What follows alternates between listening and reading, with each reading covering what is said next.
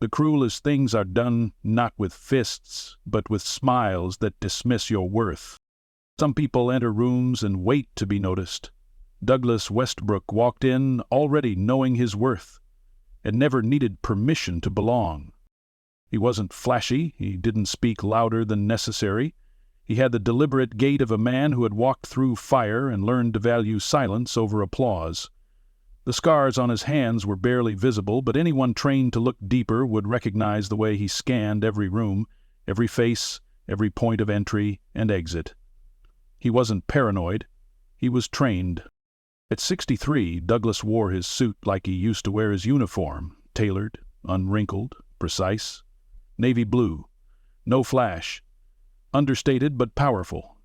His Medal of Honor sat quietly at home, encased behind glass on a shelf made from the wreckage of an old CH-47 Chinook he once crash-landed in Afghanistan. He never mentioned it. He never had to. He had arrived at Wynn and Baxter Consulting that morning not as a favor, not as a guest, but as the lead arbitrator in a multi-million-dollar civil litigation case between their firm and a rising tech giant. The hearing was scheduled in the firm's private conference wing. Unconventional, yes, but Douglas didn't mind. He liked to meet people on their own turf. Let them show you who they are, then listen more than you speak. He walked through the polished glass doors with nothing but a small briefcase and the kind of presence that tends to make insecure men feel nervous. The receptionist didn't look up. The nameplate on the desk read, Cynthia Wynn, mid-30s, perfectly coiffed. Eyes glued to her phone, thumb gliding with rhythmic flicks. Douglas waited. 5 seconds. 10. Excuse me, he said calmly. I'm here for the 10 a.m. session. Arbitration case between Wynn and Baxter and Forge Dynamics. Without looking up, she waved vaguely toward a seating area. Deliveries go to the service entrance, back of the building. Check with security. Ugly blinked once. I'm not here to deliver anything. Now she looked up. Her eyes swept over him in one quick motion. Dark skin, graying temples, no lapel pin, no company badge. Just a plain black overcoat and a briefcase that had clearly seen a few too many flight cabins. Her smile was polite, tight, dismissive. Sir, I'll have to ask you to leave the front lobby. We don't allow non-credentialed personnel to wait here. Clients are arriving shortly. Douglas set his briefcase gently on the floor, pulled out a single leather folder, and handed her a sheet with a blue Department of Justice watermark. I'm the arbitrating judge for your case, he said. Douglas Westbrook. Cynthia's smile froze. She took the paper, scanned it. Her pupils tightened, then darted to the security camera in the upper corner of the ceiling, as if hoping someone upstairs had seen her mistake and would bail her out. Please, I'll need to notify the managing partners, she stammered, suddenly aware that the silence in the lobby had grown more noticeable. Even the elevator chime in the background sounded accusatory. Douglas simply nodded. Oh, wait. As she scrambled down the corridor, her high heels now suddenly loud on the marble floor, Douglas remained standing, calm, still, the way only men who've led through chaos can be. He didn't look around. He didn't gloat. He didn't reach for his phone to text anyone. He just stood, hands behind his back, breathing evenly. But inside, he remembered. He remembered the day a junior lieutenant once refused to follow his command in Baghdad until a white superior confirmed it. He remembered the private golf club boardroom where he was told, you might feel more comfortable managing the kitchen investments. He remembered every quiet humiliation stacked politely under the label of policy, procedure, or misunderstanding. By the time Cynthia returned, flanked by a pale and wide-eyed junior associate named Mitchell Grant, the clock read 10:03. Mr. Westbrook, Mitchell began, offering his hand as if the previous few minutes had not happened. We are so honored to have you here. There must have been some confusion at the front. Totally unacceptable. Please, let me take you upstairs. Douglas looked at him, then at Cynthia, who stood 2 paces behind like a student waiting to be graded. "No harm done," Douglas said, his voice smooth but iron underneath. But in his mind, a judgment had already been passed, not the kind written in legal language or handed down with gavels. A different kind, one that would take time to play out, quietly, thoroughly. He followed Mitchell to the private elevator. Inside, the young associate tried to fill the space with chatter. "Big case today," Mitchell said. "A lot of eyes on this one. The firm's got a lot riding on it. You've probably seen the press.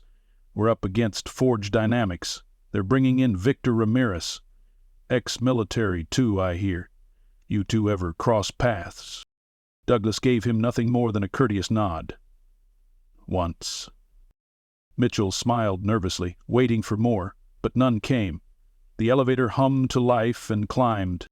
When the doors opened onto the 33rd floor, a panel of executives waited, already seated behind a conference table the size of a runway. The walls were glass, the view a sweeping panorama of downtown. As Douglas stepped in and took his place at the head of the table, not as a guest, as a judge, silence fell. Every eye in the room followed him now. He opened his folder and spoke. "Let the record show that today's arbitration hearing, under docket number 7823 DFX, is now in session. I am Douglas Westbrook, appointed by the U.S. Department of Justice to oversee this proceeding." Outside the glass wall, the skyline stood still. Inside the room, not a single person could look away. The man they had dismissed was now the man they had to answer to. No one interrupted Douglas as he spoke, not because of his voice, it wasn't loud or theatrical, but because of what sat behind it, authority, not the kind granted by courtroom credentials or bureaucratic plaques, but the kind earned in the worst corners of the world, under pressure most people would never understand. He didn't need to raise his voice to be heard. He was the voice in the room. As he read the opening statements from both parties into the record, the tension began to shift. The air was tighter now. Mitchell Grant, seated 2 chairs down on Wynn and Baxter's side, kept adjusting his tie. The lead counsel for the firm, a thin, sharp-jawed woman named Eliza Hargrove, tapped her pen on the legal pad so quietly most wouldn't have noticed, except Douglas.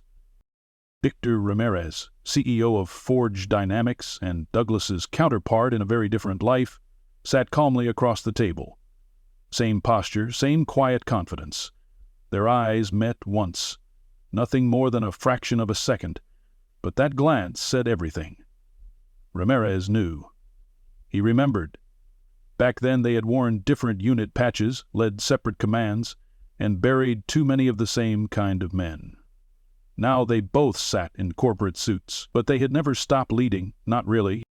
Douglas asked his first question, then his second, and within 20 minutes it became clear to everyone that this was not going to be a symbolic arbitration. This wasn't a matter of dragging out talks until someone blinked and settled. He wasn't here to mediate feelings. He was here to deliver judgment. "Let's start with the acquisition proposal timeline," he said, glancing at Eliza. "I've reviewed both submitted accounts.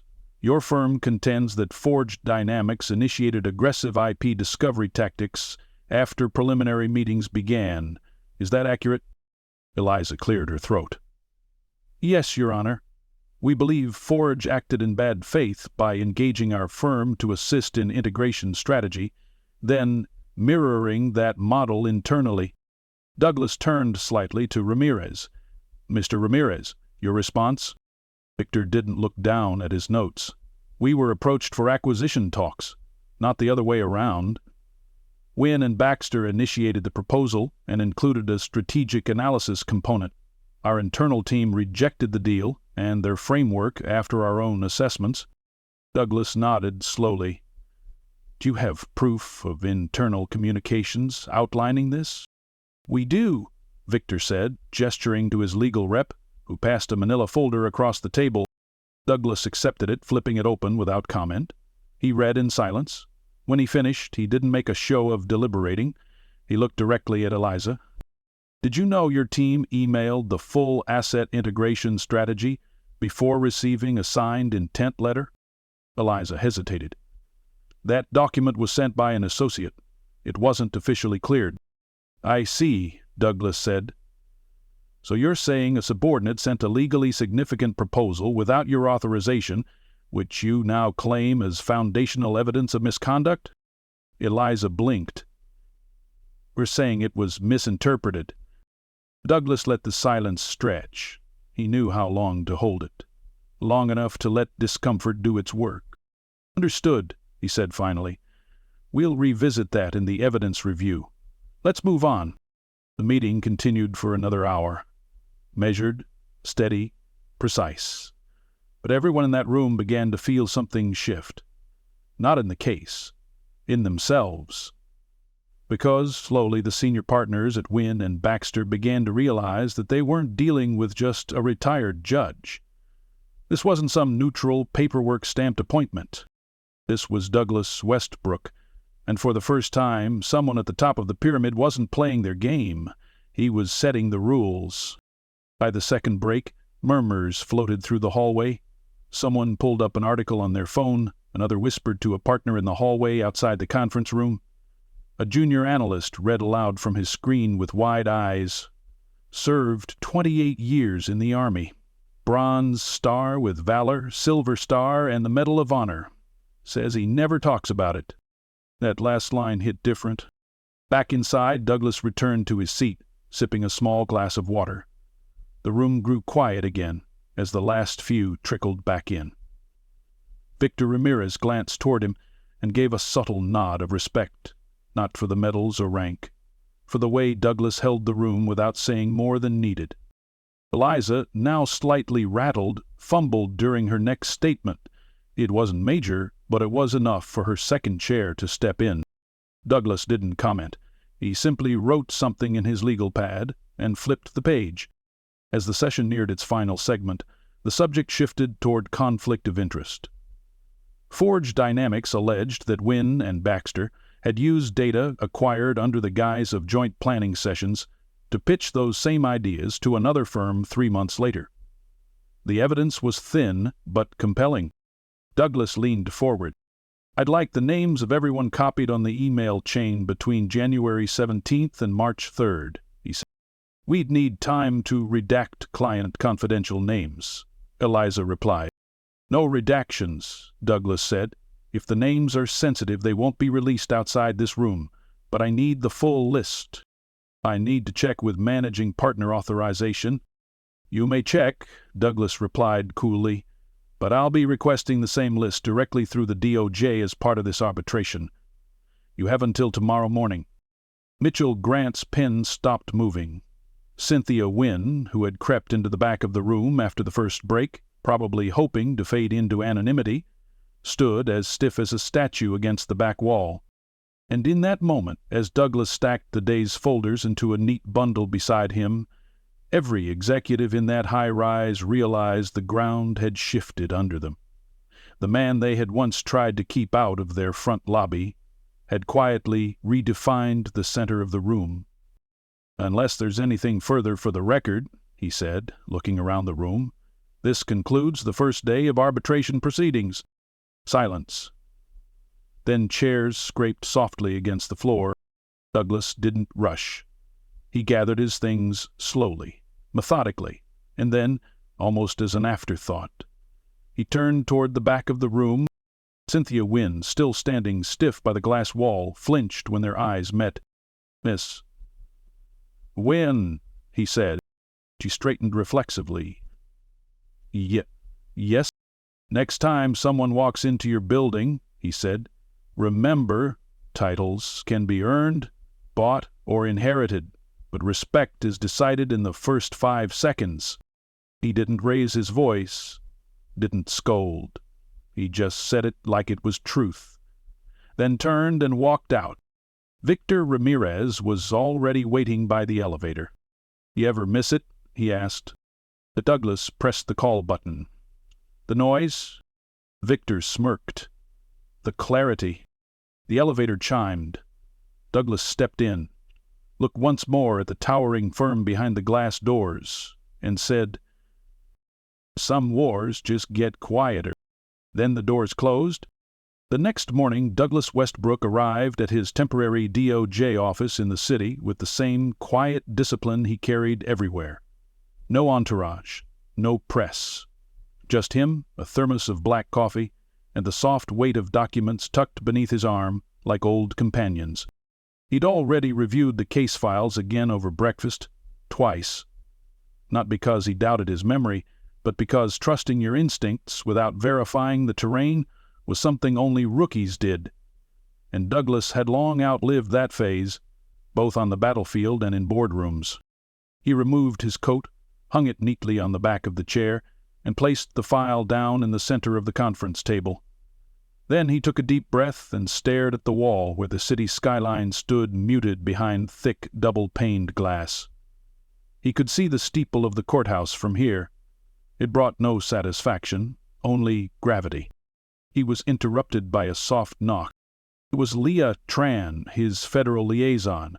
Early 30s, whip-smart, always 3 steps ahead on logistics and 10 steps behind on sleep. "Morning, Judge."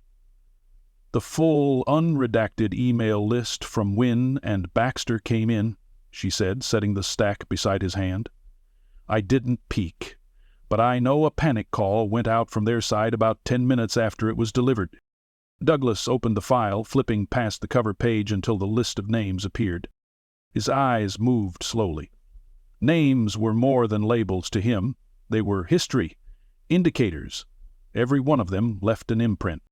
There, near the bottom. He paused. "Is this?" Leah nodded grimly. "It's her. Cynthia Wynn." He stared at it for a long moment, the edges of the paper catching a slant morning light.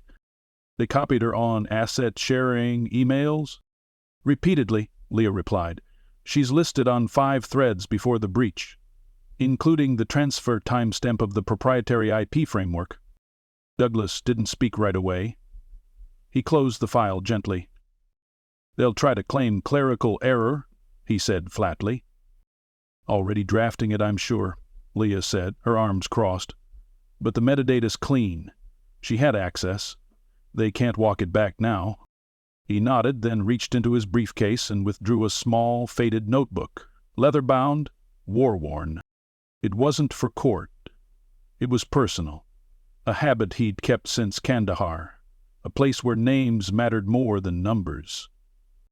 He flipped it open and scribbled a single word beside her name. If you will, involved. Not malicious, not conclusive, but involved.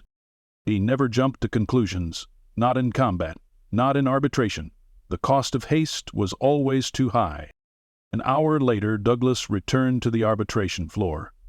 Again, no fanfare. He entered the Wynn and Baxter skyscraper through the same main lobby, carrying the same briefcase, wearing the same patience. But this time, when he passed the receptionist's desk, there was no eye contact. Cynthia Wynn sat rigid, her hands folded, staring ahead like a cadet at inspection. Her smile was gone. Her voice was silent. The only thing she managed to say, barely above a whisper, was, "Good morning, Judge Westbrook." Douglas nodded once and continued toward the elevator. When the session resumed, the tension was thicker than the room's oxygen. Everyone felt it, even the ones pretending they didn't know what had shifted. Eliza Hargrove looked 10 pounds lighter from stress. Her voice trembled slightly as she began her rebuttal from the previous day's disclosures. But Douglas didn't interrupt her. He let her build her case, let her cling to the ledge of plausible deniability. When she finally finished, he looked up. "I've reviewed the full document trail," he said. "Wynn and Baxter asserts that Forge Dynamics misused trade exposure. However, the record now shows your firm distributed strategic planning data to third-party personnel without contractual protection, including individuals not involved in the deal's legal framework." Eliza stiffened. "That wasn't an intentional breach, Your Honor." "Intent is not required for damage," Douglas said. "Impact is." He turned to Victor Ramirez. "Mr. Ramirez, how soon after receiving that document did Forge Dynamics develop its new logistics division?" Victor didn't even need to glance at his files. 4 weeks, sir, but we didn't use their language. Our model was already in pre-prototype. Their document only confirmed market weaknesses we'd already been analyzing. Douglas gave him a look, part skeptical, part surgical. And you didn't think it necessary to notify them of that overlap?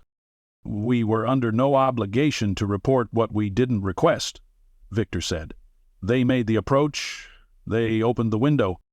Douglas leaned back in his chair, considering. Mitchell Grant spoke up suddenly. If I may, Your Honor, this entire engagement began under mutual excitement. Both parties were eager. There was momentum. The idea that this became an adversarial data leak is, respectfully, a retroactive framing. Douglas turned toward him. Mr. Grant, are you listed on any of the metadata trails tied to the breach? No, sir. Then sit down. Mitchell's mouth snapped shut like a dropped gavel. Douglas turned the page in his notes and folded his hands.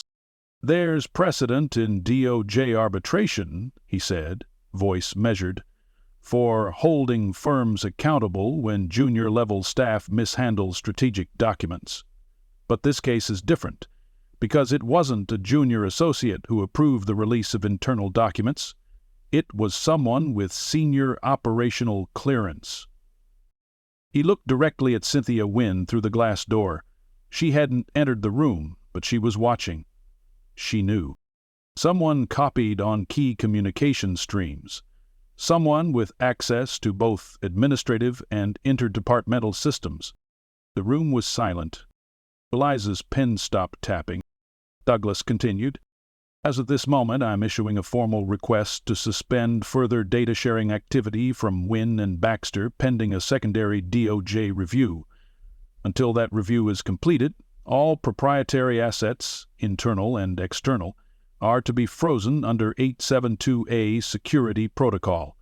This includes documents, digital correspondence, and any subcontractor agreement. It hit the room like a concussion wave. That wasn't just a pause. That was an institutional freeze. No contracts, no movement. Clients would notice. Douglas closed the file and adjusted his cuffs. You'll receive formal notice by 2 p.m. today. This session is adjourned until Thursday. He rose, nodding once to the stenographer, and began to walk out. As he passed by the glass, Cynthia stepped back automatically, as if bracing for reprimand. But Douglas stopped. He looked her in the eye, not to humiliate, but to deliver clarity. You had a moment yesterday, he said softly, a moment when you could have recognized someone you didn't expect. And instead, you saw a delivery man. You said nothing. He stepped closer. Don't let that be the most memorable decision of your career. Then he walked on. Down the hall, Victor Ramirez caught up to him near the elevators. You're building a case bigger than arbitration, he said. Douglas didn't stop walking. I'm not building anything. Just clearing the fog. Victor gave a small smile. They'll come for you, you know. Douglas pressed the elevator button. The arrow lit green. They already did, he said. They just didn't recognize what they found. The doors opened. He stepped in, alone. The city stretched out below him. Douglas didn't need cameras or headlines. He'd lived his most defining moments under the weight of silence and responsibility. And now, as he walked into the DOJ's field operations suite 2 days after the freeze order, that same familiar silence followed him. Leah Tran stood by the wall-length monitor, a cluster of staff attorneys reviewing files behind her. When she saw Douglas, she didn't greet him with small talk. She didn't have to. We've confirmed what you suspected, she said, handing him a secure tablet. 3 separate internal memos from Wynne and Baxter's executive team show intent to shift strategic recommendations for Betamax from Forge Dynamics internal modeling reports.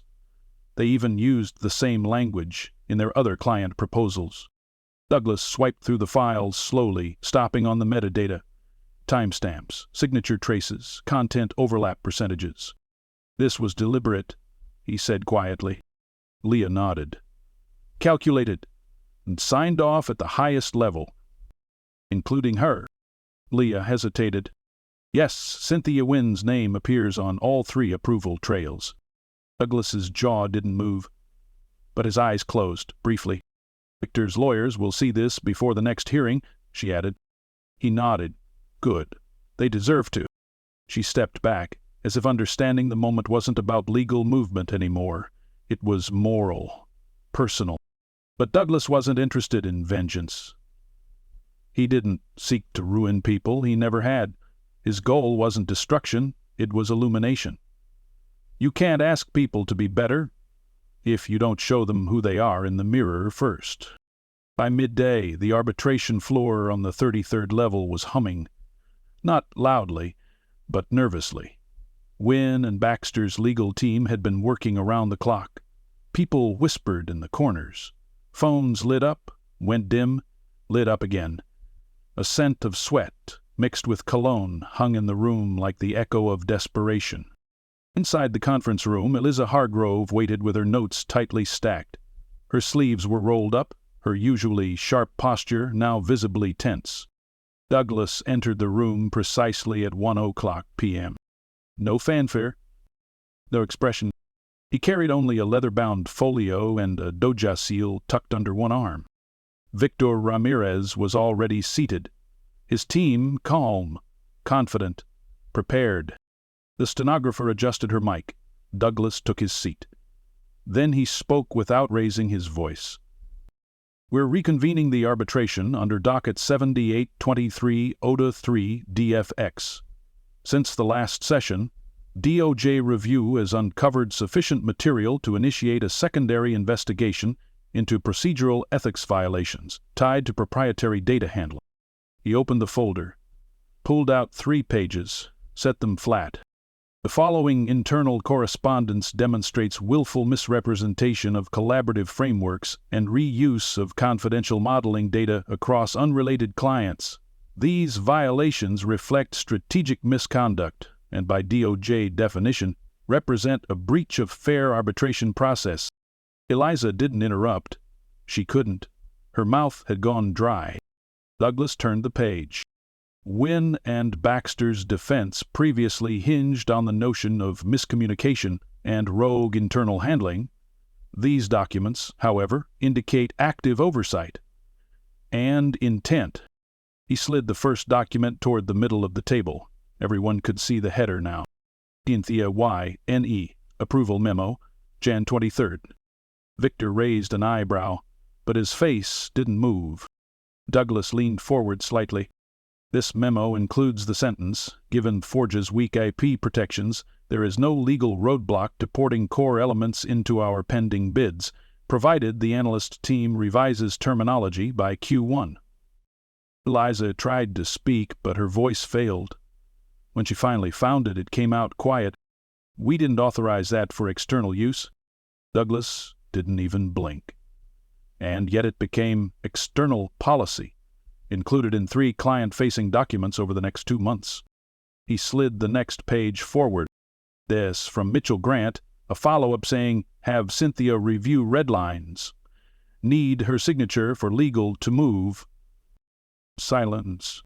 Mitchell, seated 1 seat away, shifted in his chair like he was trying to disappear into it. Douglas lifted the last page but didn't set it down. This is the part where you ask me what the DOJ's penalty will be. No one said a word. He placed the final sheet flat. But this isn't just about penalties. This is about reputation, about integrity, about a firm that built its entire brand on discretion and elite service. Caught stealing from a veteran-founded business because they thought no one would check the fine print. Victor finally spoke.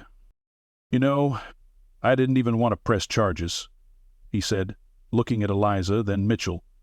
We were willing to let the deal die quietly, but when we saw those same words in your pitch deck to another company, our words, we knew what we were dealing with. Douglas folded his hands. I am referring to this case for secondary sanctions. In the meantime, I am issuing the following preliminary recommendations. 1. Full public apology from Wynn and Baxter to Forge Dynamics within 5 business days. 2. Financial restitution in the form of damages for a strategic theft, amounts to be determined by third-party valuation. 3. He looked directly at Cynthia Wynne, who had just stepped into the back of the room.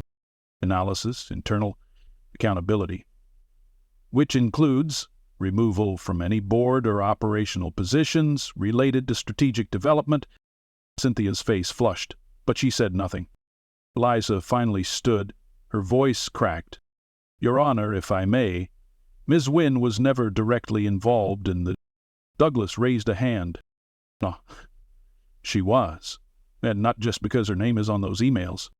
He looked around the room.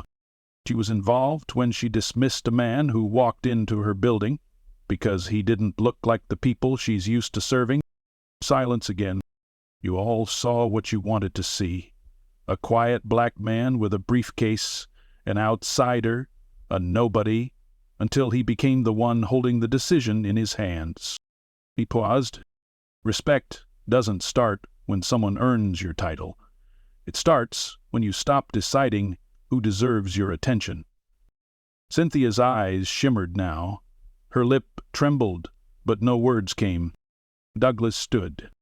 This session is adjourned. Final ruling will be delivered by Friday, and when it is, it will be binding. He didn't wait for applause or validation. He walked toward the door. But before he left, Victor called out. Loud. He turned slightly. Lunch after this? Victor asked. I owe you a beer for not punching anyone. Douglas smirked. Make it 2. I'm billing you for emotional restraint. The room exhaled as he walked out. But behind them, a different sound began. Whispers. The kind that follow men who walk with quiet power. The kind that echo, not because of what they say, but because of what they've shown. Friday arrived with a chill in the air that wasn't entirely weather. Even the morning sunlight seemed hesitant, filtering through the tall windows of the arbitration hall as if unsure of the ground it touched. Douglas Westbrook sat alone at the head of the table, already reviewing the final report. The seal of the Department of Justice was imprinted on the upper left corner of the decision packet, and beside it a small handwritten note. Thank you for your continued service. He didn't need the thanks. What he needed was clarity, and to deliver it without compromise. By 9:00 a.m., both parties had entered. The room was full this time. No shows would be noticed.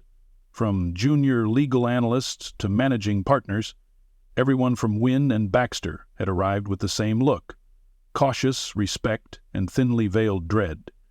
Their hierarchy had quietly reshuffled in the last few days.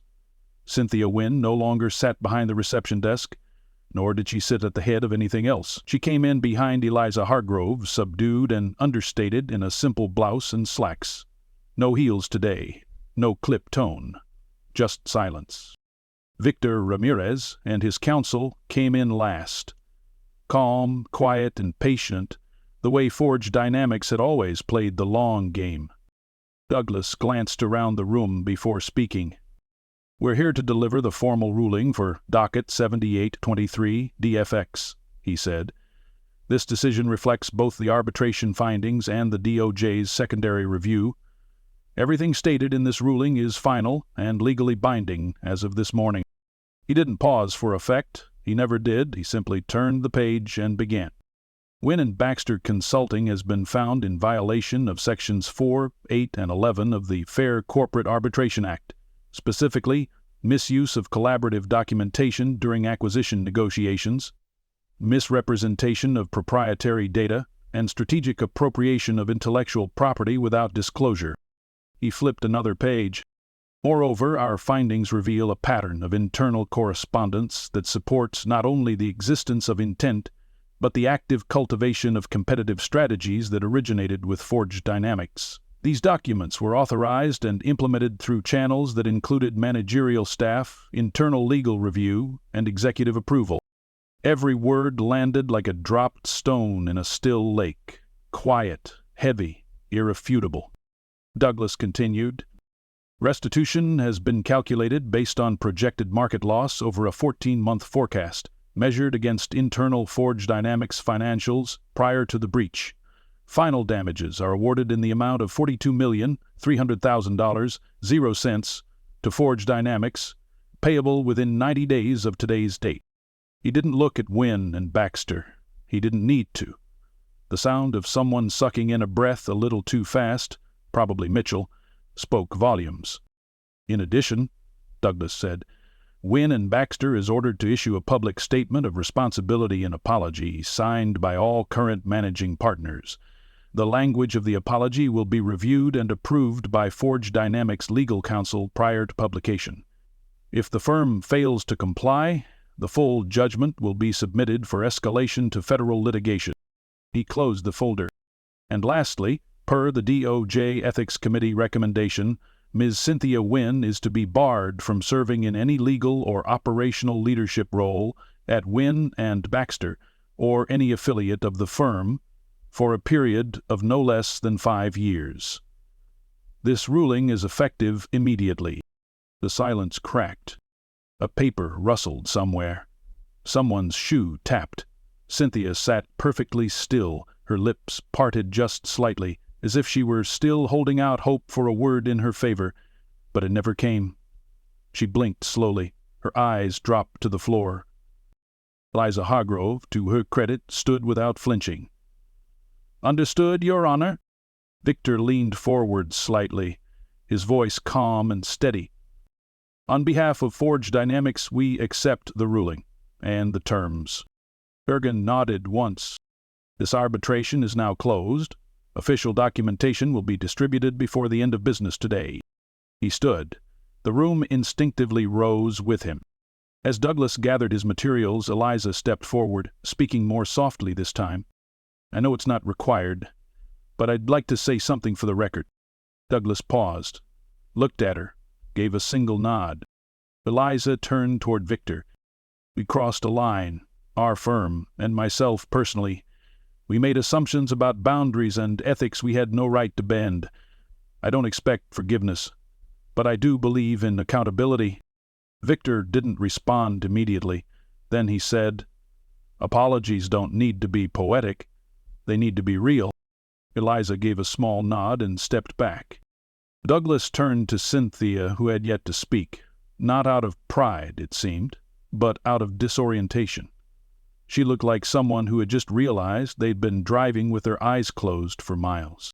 He spoke directly to her, quietly, so only the few closest could hear. "There are 2 kinds of mistakes," he said. "The ones we make because we're trying, and the ones we make because we think no one's watching."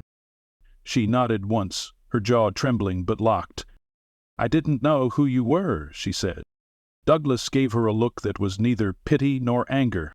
"Then next time, see deeper." With that he turned and walked toward the door. As he passed Victor, the man grinned. "Lunch again? Or do I need to offer a 3rd beer for what you just pulled?" Douglas smirked. "I'll bring the tab this time, but you're buying dessert." Laughter followed him out of the room, but more importantly, so did respect. Not the kind that's forced or filed under public relations, the kind that lingers, earned, witnessed, spoken about in elevator rides, and long after the hallways go quiet. Because somewhere between the boardroom power plays and the legal jargon, something much older had taken place. Oh, that's not a reckoning, and it carried Douglas Westbrook's name. 3 weeks had passed since the ruling. The headlines had moved on, as they always did. Another scandal somewhere, another buyout, another politician slipping through another crack. But for those who were there, those who sat in that glass tower and watched a quiet man dismantle a culture of arrogance 1 sentence at a time, it hadn't faded. Not really. Not for Cynthia Wynn, who resigned quietly and began volunteering at a local non-profit legal clinic. Not for Eliza Hargrove, who'd started attending veteran outreach panels in the evenings, listening instead of speaking. And certainly not for Douglas Westbrook, who walked through the world the same as he always had, with presence, with stillness, and with purpose. He sat on the shaded patio of a quiet bistro tucked away on the edge of the city's historic district, the kind of place where the food was honest and the owner always knew your name. Douglas stirred a cup of coffee with slow precision, glancing across the table at Victor Ramirez, who was finishing off a slice of pecan pie like a man on a mission. "I'll never understand how you stay that disciplined," Victor muttered between bites. "You eat like a monk." "I eat like I'm still in a foxhole and someone's about to blow a whistle." Douglas smiled faintly. "Because I spent enough time in foxholes. Learned to slow down once the firing stopped." Victor leaned back in his chair, exhaling. 42 million. That's what they'll talk about in boardrooms. But that's not the win. "No," Douglas said. "It isn't." He took another sip of coffee, letting the heat and the quiet soak into him. "The win," Victor continued, "was watching a room full of people realize that respect isn't a performance. It's a posture, something they don't teach in MBA programs." Douglas nodded. "Or in courtrooms." They sat in silence for a moment, watching a mother walk her child across the plaza. The little boy chased pigeons with reckless joy while she laughed and snapped a photo. "You ever think about retirement?" Victor asked suddenly. Douglas chuckled softly. "Every day. And haven't earned it yet." Victor gave a low whistle. "You've earned 10 retirements. Hell, 20. Douglas set the coffee down and looked out over the square. The wind tugged gently at the hem of his coat. "Retirement isn't about what I've done," he said. "It's about when the world stops needing what I still carry." Victor didn't argue. Later that afternoon, Douglas returned to his modest brownstone tucked in a quiet neighborhood lined with trees and silence. The kind of street where mail carriers waved and kids still rode bikes until dusk. He stepped inside, hung up his coat, and loosened his tie. On the hallway wall hung a shadow box, his medals, his patches, a worn photograph of his squad from Fallujah, every face young, every smile hiding 100 things unsaid. Beneath it sat the plaque Forge Dynamics had sent the day after the ruling. To the man who taught us to lead, even when no one salutes. Douglas didn't frame it. He didn't hang it. He just let it rest there. He walked into his study, opened a drawer, and pulled out a sealed envelope marked with the DOJ crest. Inside was a letter. He read it again, though he'd already memorized every word. "Judge Westbrook, due to the clarity, conduct, and integrity displayed during arbitration 7823 DFX, the Department requests your consideration to lead a newly formed Ethics Oversight Committee specializing in veteran-owned enterprise litigation and corporate misconduct oversight. Your voice, measured, firm, and unwavering, is precisely what this moment requires. We understand this may delay any planned departure from public service, but some callings are rare, and yours may never come again in quite the same way. With respect, Marla Jennings, Director, DOJ Office of Special Oversight." Douglas folded the letter and returned it to its envelope. Then he opened a separate one. It was from Layla. His daughter's handwriting was always careful, elegant but strong. "Dad, I watched the footage, the part when you said, 'Respect begins in the first 5 seconds.' It made me cry. Not because it was poetic, but because it was you.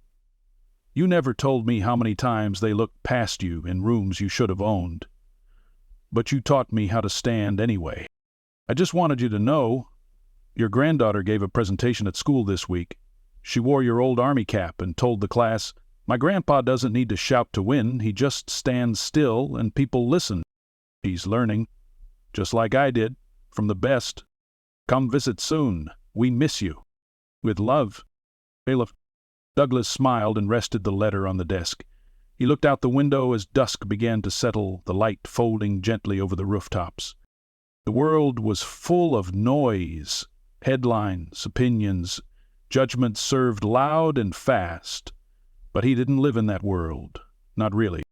He lived in the pause between judgment and understanding, in the stillness between rage and wisdom, and sometimes, when the moment called for it, he stepped forward, not to speak louder, but to make silence mean something again. That night, Douglas stood in his kitchen slicing apples for a pie he wasn't entirely sure he'd bake. It didn't matter. The rhythm was enough. The act of creating something simple, something deliberate. It reminded him of home, of his mother's quiet strength, of the way she never had to raise her voice for the whole room to fall still. As the radio played soft jazz in the background, his phone lit up. "No number," he answered. "Judge Westbrook?" "Yes." "This is Mia Sterling from the Chicago Tribune. I hope I'm not interrupting. I know you don't usually speak with media, but I just wanted to say thank you." Douglas didn't speak. "I was in the room," she continued, "during the first day of arbitration. Sitting in the back, I've covered 100 corporate cases, most of them just blur together. But that day, you changed something." He exhaled. "I didn't do anything special." "Exactly," she said. "And still, everything changed." She paused. "We'll be publishing a profile, not an exposé, not a puff piece, just the story, what it meant, if you'd allow it." "I'll think about it." "Of course. And, sir, if you do retire someday, promise you'll write a book." He smiled. "If I do, it won't be about me." And he hung up. The pie never made it into the oven. He wrapped the slices and placed them in the fridge. Another day. Before bed, he sat in the old leather chair in the corner of his room, the one Layla used to climb into as a child during storms. He closed his eyes, let the day go, and somewhere in that silence, he remembered what one of his old sergeants once told him long ago. The loudest justice doesn't come from yelling. It comes from a man walking into a room full of power and reminding it who gave it meaning in the first place. Douglas Westbrook slept well that night. He always did when he knew the gavel had landed exactly where it belonged. And this time, the world had finally listened.